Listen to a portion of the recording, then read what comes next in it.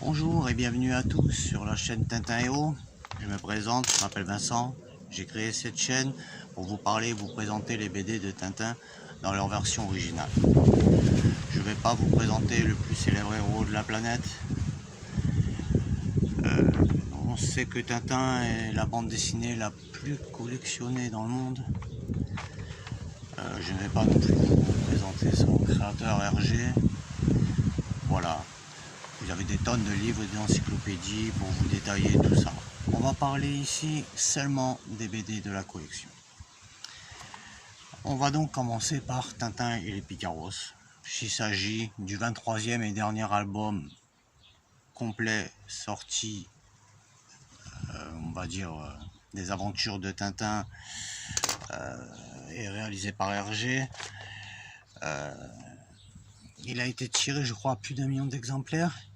Ce qui en fait un album qui n'est pas vraiment très rare ni difficile à trouver et accessible à plus ou moins toutes les bourses. Voilà. Bon, j'ai pas l'édition cocktail, le tirage de luxe, mais je vais vous présenter les albums originaux dans le meilleur état que j'ai pu les trouver. Pour la petite anecdote, Hergé avait commencé à travailler sur cet album en 1963, après avoir sorti les bijoux de la Castafiore. Et puis bon, on l'a dit, en manque d'inspiration, tout ça, et qu'il a laissé donc un petit peu ce projet de côté et il a bifurqué sur Vol 714 pour Sydney.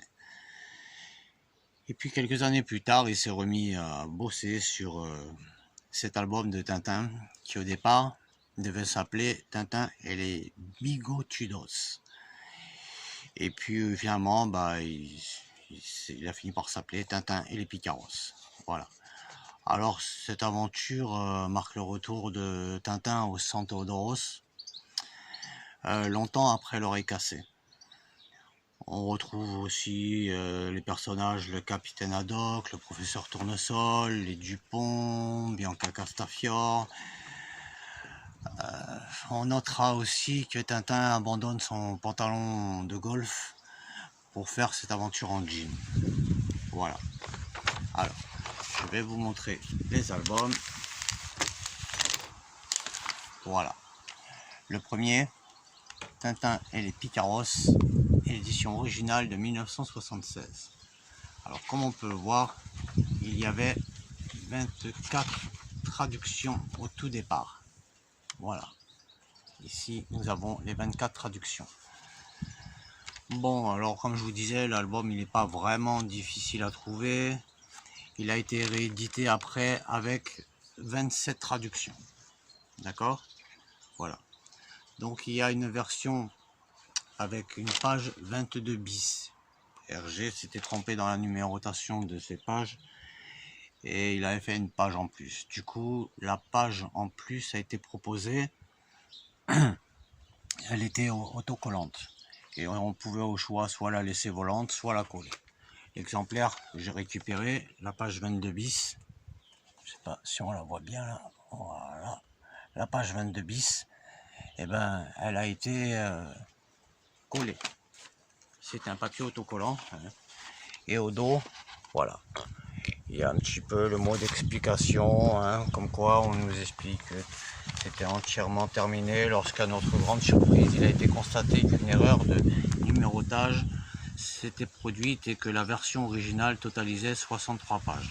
Bon, donc voilà, ils expliquent un petit peu pourquoi il y a cette page en plus qui n'apporte pas vraiment grand chose de plus à l'histoire.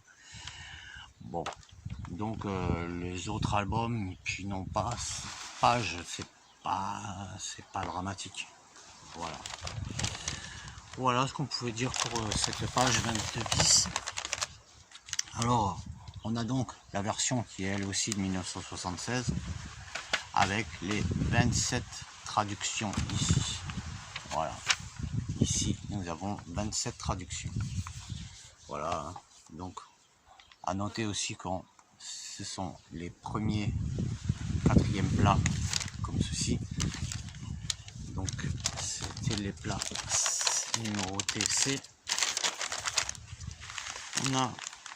Alors, il faut faire attention parce que dans ces Tintins là, il y a beaucoup d'escrocs qui vous proposent des soi-disant des albums avec la page 22 bis. Et les pages 22 bis, il m'a fallu acheter 3 albums avant d'arriver sur un original comme je viens de vous montrer. Si on me vendait un Tintin et les Picaros, comme je vous disais, pas difficile à trouver, mais voilà. Je me retrouvais avec des photocopies. J'ai eu des photocopies beaucoup mieux faites que ça, avec des recto verso et tout. Mais elle n'est pas la bonne autocollante, pas la bonne taille, pas la bonne, etc. Beaucoup trop clair, pas sur du papier couché 180 grammes. Enfin bon.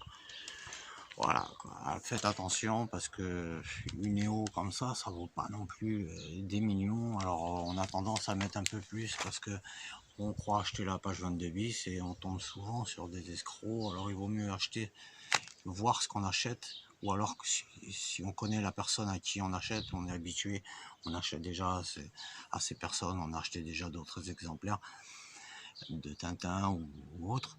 Et si on a affaire à des gens sérieux, ça va, mais bon, il y a beaucoup de... Voilà. Bon, après, pour finir avec cette édition Tintin et les Picaros, on va pouvoir parler aussi donc du facsimilé.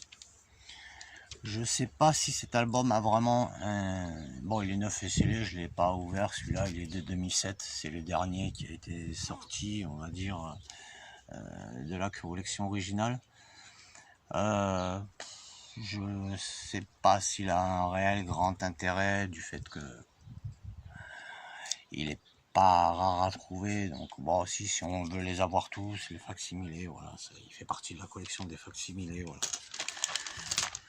Voilà, bon bah écoutez, on a survolé ça vite fait. Si ça vous intéresse, je vous ferai une vidéo sur la page 22 bis où on présentera les crayonnés, tout ça. Enfin voilà. En attendant, je vous souhaite une bonne fin de journée et je vous dis à très bientôt sur la chaîne Tintin Héros. Merci.